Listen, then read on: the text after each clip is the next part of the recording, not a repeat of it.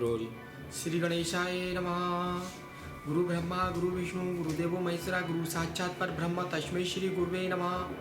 तस्मै श्री गुरुवे नमः। राधा साध्यम साधनम राधा मंत्रो राधा मंत्रदात्री च राधा सर्वं राधा जीवनं राधा राधा राधा वाञ्छिकिं तस्य शेषम्। गर्ग संहिता गोलोक खंड 7वां अध्याय। कंस की दिग्विजय संबर व्योमासुर वाणासुर वत्सासुर काल यवन तथा देवताओं की पराजय। नारद जी कहते हैं, राजन तदनंतर कंस पल्लव के जोते हुए प्रलम आदि अन्य दैत्यों के साथ संबासुर के नगर में गया। वहां उसने अपना युद्ध विषय के अभिप्राय क्या सुनाया। संबासुर ने अत्यंत पराक्रमी होने पर भी कंस के साथ युद्ध नहीं किया और उन सभी अत्यंत बलशाली असुरों सहित कंस के साथ मैत्री मतलब दोस्ती स्थापित कर ली। त्रिकुट पर्वत के पर्वत पर व्योम नामक एक बलवान असुर सो रहा था। कंस के वहां पहुंचने पर उसके ऊपर लात चलाई। उसके प्राण से व्योमासुर की निद्रा टूट गई और उसने उठकर सुदृढ़ बंधे हुए जोरदार मुक्का से कंस पर आघात किया। उस समय उसके नेत्र क्रोध से लाल हो रहे थे। कंस और व्योमासुर में भयंकर युद्ध छिड़ गया। वे दोनों एक दूसरे को मुक्कों से मारने लगे। कंस के मुक्कों की मार से व्योमासुर अपनी शक्ति और उत्साह खो बैठा। उसको चक्कर आने लगा। यह देखकर कंस को अपना सेवक बना लिया। उसी समय नारद जी जा पहुंचे। कंस ने मुझे प्रणाम किया और पूछा, हे देव, मेरी युद्ध विषयक आकांक्षा अभी पूरी नहीं हुई, मुझे शीघ्र बतलाइए, अब मैं कहाँ किसके पास जाऊं। तब मैंने उससे कहा, तुम महाबली दैत्य वारासुर के पास जाओ। तुझे तो युद्ध करने की चाह रहती है। इस प्रकार की प्रेरणा से प्रेरित बाहुबल के मद से उन्मत्त रहने वाला कंस शोणितपुर गया। कंस की युद्ध विषयक प्रतिज्ञा को सुनकर महाबली बाणासुर अत्यंत कुपित हो उठा। उसने मेघ के समान गंभीर गर्जना करके पृथ्वी पर बड़े जोर से लात मारी। उसकी पैर घुटने तक धरती में धंस गया और पाताल के निकट जा पहुंचा। ऐसा करके वारणा ने कंस से कहा, पहले मेरे पैर को तो उठाओ। यह बात सुनकर मदोन्मत्त कंस ने दोनों हाथों से उसके पैरों को उखाड़ कर दिया। उसका पराक्रम बड़ा प्रचंड था। जैसे हाथी गड़े हुए कठोर दंड खंबे को अनायास ही उखाड़ लेता है, उसी प्रकार कंस ने वारासुर के पैरों को खींचकर ऊपर कर दिया।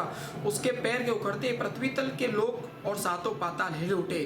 उनके अनेक पर्वत धराशायी हो गए और सुदृढ़ दिग्गज भी अपने स्थान से विचलित हो उठे। अब वारासुर को युद्ध करने के लिए उद्युक्त होता देख भगवान शंकर स्वयं वहां गए और सबको समझा बुझाकर युद्ध से रोक दिया। फिर उन्होंने बलि बाण से कहा, दैत्यराज, भगवान कृष्ण को छोड़कर भूतल पर कोई दूसरा ऐसा वीर नहीं है जो युद्ध में इसे जीत सकेगा। परशुराम जी ने इसे ऐसा ही वर दिया है और अपना वैष्णव धनुष भी अर्पित कर दिया है। नारद जी कहते हैं, राजन यूं कहकर साक्षात महेश्वर शिव ने कंस और वारासुर में तत्काल बड़ी शांति के साथ मनोरम सौहार्द स्थापित कर दिया। तदनंतर पश्चिम दिशा में महासुर वत्स का नाम सुनकर कंस वहां गया। वह दैत्यराज से बछड़ों का रूप धारण करके कंस के साथ युद्ध छेड़ दिया। कंस ने उस बछड़ों को पूंछ पकड़ ली और उसे पृथ्वी पर दे मारा। इसके बाद उसके निवास भूत पर्वत को अपने अधिकार में लेकर कंस ने मलच्छत देशों पर भी धावा बोल दिया। मेरे मुखों से महाबली दैत्य कंस के आक्रमण की समाचार सुनकर काल यवन उसका सामना करने के लिए निकल पड़ा। उसकी दाढ़ी मूछ का रंग लाल और उसके हाथ में गदा दे रखी थी। कंस ने भी लाख भार लोहे की बनी हुई अपनी गदा लेकर यवन राज पर चलाई और सिंह के समान गर्जना की। उस समय कंस काल यवन में बड़ा भयानक गदा युद्ध हुआ। दोनों की गदाओं में आग की चिंगारियां बरस रही थीं। वे दोनों गदाएं परस्पर टकरा कर चूर चूर हो गईं।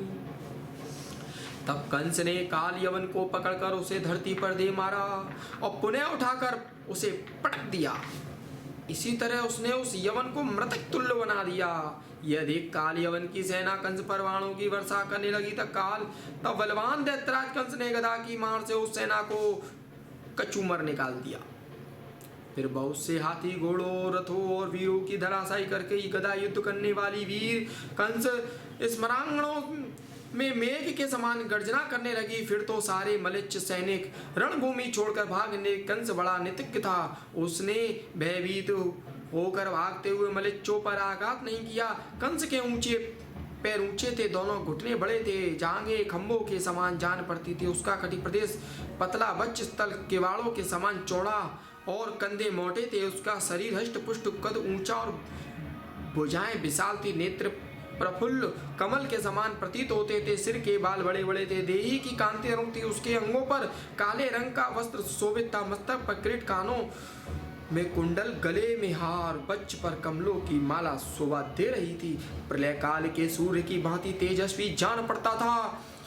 खड़ंग, तृणीर, कवच और मृदंग आदि से समस्त मदगर आदि से संपन्न धनुर्धर एवं मदमत वीर कंस देवताओं को जीतने के लिए अमरावतीपुरी पर जा चढ़ा। चारों मुष्टिक, अरिष्ट, बल, तोसल, केसी, प्रलभ, फग, द्विज, तृणावत, अगासुर, कुटुम, भौम, बाण, संबर, व्योम, धेनुक और वत्स नामक असुरों के साथ कंस ने अमरावतीपुरी पर चारों ओर से घेरा डाल लिया। कंस आदि असुरों को आया देख त्रिभुवन सम्राट देवराज इंद्र समस्त देवताओं को साथ ले रोष पूर्वक युद्ध के लिए निकले।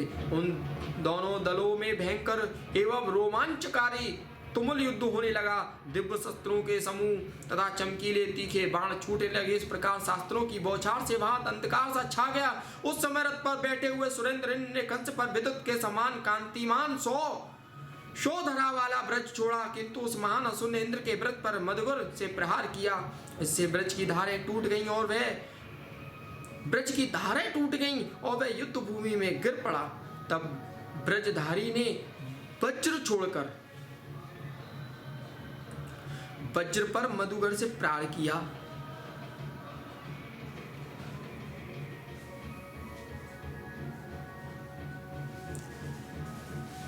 इससे वज्र की धारें टूट गईं।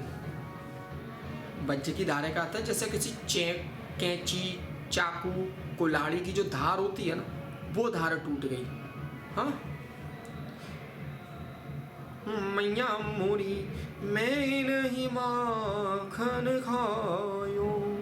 तब ब्रजधारी ने वज्र छोड़कर बड़े रोष के साथ तलवार हाथ में ली और भयंकर सिंहनाद करने तत्काल कंस के मस्तक पर प्रहार किया। परंतु जैसे हाथी की फूल की माला से मारा जाए और उसने कुछ पता ना लगे, उसी प्रकार खड़ग से हाथ होने पर भी कंस के सिर पर खरोच तक नहीं आई। उस दैत्यराज ने अष्टधातुमयी मजबूत गदा जो लाख भार लोहे के बराबर भारी थी लेकर इंद्र पर चलाई। उस गदा के अपने ऊपर आती देख नमूची सूदन वीर देवेंद्र ने तत्काल हाथ से पकड़ लिया और उस पर दैत्य पर ही दे मारा। इंद्र के रथ का संचालन मातली कर रहे थे और देवेंद्र शत्रु दल का दलन करते हुए युद्ध भूमि में विचर रहे थे। कंस ने परिघ लेकर असुद्रोही इंद्र के कंधे पर प्रहार किया। उस प्रहार से देवराज क्षण भर के लिए मूर्छित हो गए। उस समय समस्त मदगुणों ने गीध के पंख वाले चमकीले बाण समूहों से कंस की उसी तरह ढक दिया जैसे वर्षा काल में सूर्य को मेघशालाएं आच्छादित कर देती हैं, मतलब ढक देती हैं। ढकना मतलब समझते हैं किसी को छुपा देना। यह देख 1000 भुजाओं से युक्त बलवान और वीर बाणासुर ने बारंबार धनुष की टंकार की। अपने बाण समूहों से उन वरुद्रणों को घायल करना आरंभ कर दिया। बाणासुर पर भी वसु, रुद्र, आदित्य और अन्य देवता ऋभुगण चारों ओर से टूट पड़े। नाना प्रकार के शास्त्रों द्वारा उसी प्रकार प्रहार करने लगे जैसे हाथी पर पर्वत आघात करते हैं। इतने ही प्रलंब आदि असुरों के साथ गर्जना करता हुआ भौमासुर आ पहुंचा।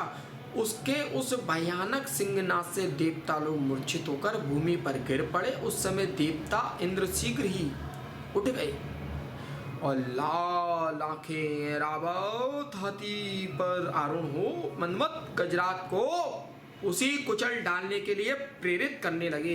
अंकुश की मार से कुपित हुआ वह गजराज शत्रुओं को अपने पैर से मारकर युद्ध भूमि में गिराने लगा। वह अपनी सूंड से निकले फुटकारों से उनका मर्दन कर रहा था। झड़ते हुए मध्यजल और चारों दांतों वाले हिमालय के समान दुर्गम उस गजराज की लौ संकरलाएं झंकार कर रही थी तथा वह बार बार अपनी सूंड को घुमा रहा था। उसके गले में घंटे बंधे हुए थे। वह किंकिण जाल तथा रत्न में कंबल से मणित था। गोरोचन सिंदूर और कस्तूरी से उसके मुखमंडल पर पत्र रचना की गई थी। उसके कंस ने निकट आने पर उस महान गजराज के ऊपर सुदृढ़ मुक्के से प्रहार किया। साथ ही उसने समरांग में देवराज इंद्र पर भी दूसरे मुक्के का प्रहार किया। उसके मुक्के की मार खाकर इंद्र ऐरावत दूर से जा गिरे। ऐरावत भी धरती पर घुटने टेक कर व्याकुल हो गए। फिर तुरंत ही उठकर गजराज ने दैत्य राज कंसराज पर दांतों से आघात किया। उस सूंड पर उठाकर लाख योजन दूर फेंक दिया। कंस का शरीर वज्र के समान सुदृढ़ था। वह इतनी दूर से गिरने पर भी घायल नहीं हुआ। उसके मन में किंचित व्याकुलता हुई। किंचित व्याकुलता बहुत न मात्र, किंतु रोज से होठ फड़फड़ाता हुआ तो जोर से में भरकर वह पुनः युद्ध भूमि में जा पहुंचा। कंस ने नागराज ऐरावत हाथी को पकड़कर सम्रांग रण में धराशायी कर दिया और उसकी सूंड मरोड़कर उसको दांतों से चूर चूर कर दिया। अब तो ऐरावत हाथी उस रण में तत्काल भाग चला। भय बड़े बड़े वीरों को गिराता हुआ देवताओं की राजधानी अमरावतीपुरी में जा घुसा। तदनंतर देवराज कंस ने वैष्णव धनुष पर प्रदक्षिणा चढ़ाकर बाण समूहों तथा धनुष की टंकार से देवताओं को खदेड़ना प्रारंभ किया। कंस की मार पड़ने से देवताओं के होश उड़ गए। वे चारों दिशाओं से भाग निकले। कुछ देवताओं ने रणभूमि अपनी शिखाएं खोल दी और हम डरे हुए हैं, हमें ना मारो, इस प्रकार कहने लगे। कुछ लोग हाथ जोड़कर अत्यंत दीन की भांति खड़े हो गए और अस्त्र शस्त्र नीचे डालकर उन्होंने अपने अधो वस्त्र की लांग भी खोल डाली। कुछ लोग अत्यंत व्याकुल हो युद्ध स्थल में राजा कंस के सम्मुख खड़े होने तक का साहस ना कर सके। इस प्रकार देवताओं को भाग खड़ा हुआ देख वहां के छत्र युक्त सिंहासन को साथ लेकर नरेश्वर कंस समस्त दैत्यों के साथ अपनी राजधानी मथुरा को लौट गए। गर्ग संहिता गोलोकखंड अध्याय 7वां संपूर्ण। बोलो वृंदावन की बिहारी लाल की जय।